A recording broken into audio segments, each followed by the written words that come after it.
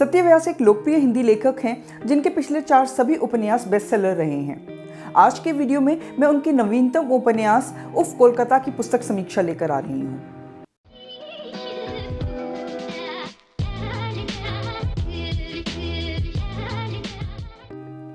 नमस्कार, स्वागत है आपका मेरे चैनल पर, जहाँ पर मैं किताबों से संबंधित वीडियो बनाती हूँ। मैंने हाल ही में हिंदी किताबों को पढ़ना शुरू किया है। कुछ समय पहले मैंने सत्य व्यास द्वारा लिखित 84 पढ़ी। मुझे किताब बेहद पसंद आई। इसके बाद मैंने उनके द्वारा लिखी बनारस टॉकीज और दिल्ली दरबार को भी पढ़ा। मुझे उनकी लेखन शैली पसंद है। क्योंकि वह नई हिंदी में लिखते हैं, इसलिए उनकी किताबें आसानी से समझ में आती हैं। आज के वीडियो में मैं उनके नवीनतम उपन्यास उफ कोलकाता की पुस्तक समीक्षा प्रस्तुत करने जा रही हूँ। सत्य व्यास जी द्वारा लिखित उफ कोलकाता कल ही पढ़कर खत्म की। व्यास जी की किताबें पढ़ने का अपना अलग ही मजा है। इस किताब ने मुझे हंसाया भी और थोड़ा डराया भी। सत्य व्यास जी अपने उपन्यासों में हमेशा कुछ अलग लेकर आते हैं। उफ कोलकाता सत्य व्यास जी का 5वां उपन्यास है और पिछले सभी उपन्यासों से अलग है। यह उपन्यास हिंदी भाषा की संभवतः पहली हॉरर कॉमेडी कही जा सकती है। इस लिहाज से यह एक नई पहल भी है और एक नया प्रयोग भी।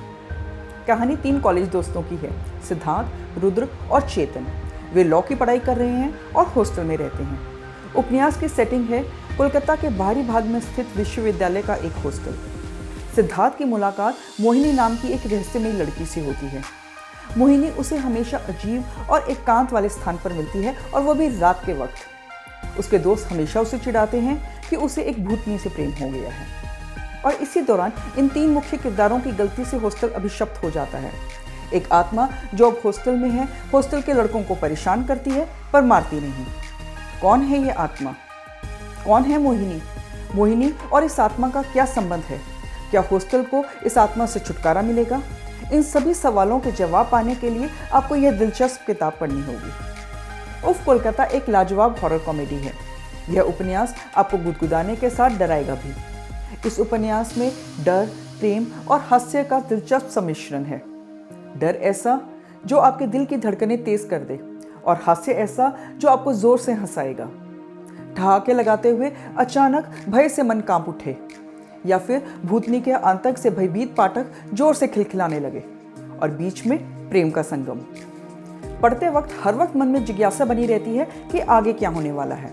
कहानी को बड़े ही रोचक तरीके से आगे बढ़ाया गया है।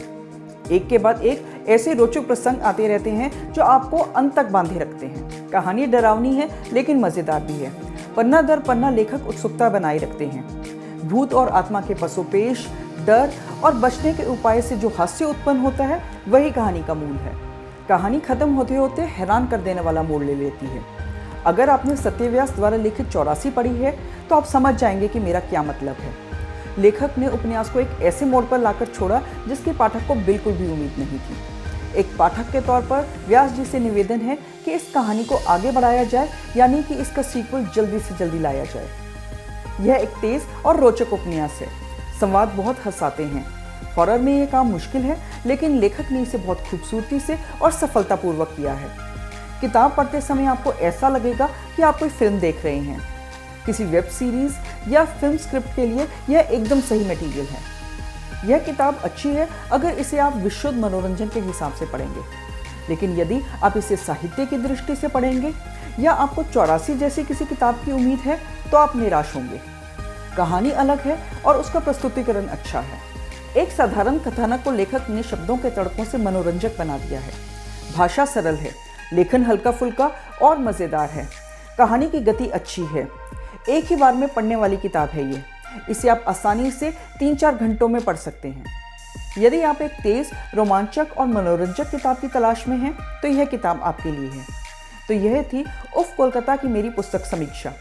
अगर आपको वीडियो पसंद आया हो तो लाइक, कमेंट और शेयर करें। और अगर आप इस तरह की और किताबी वीडियो देखना चाहते हैं तो मेरे चैनल को सब्सक्राइब करें।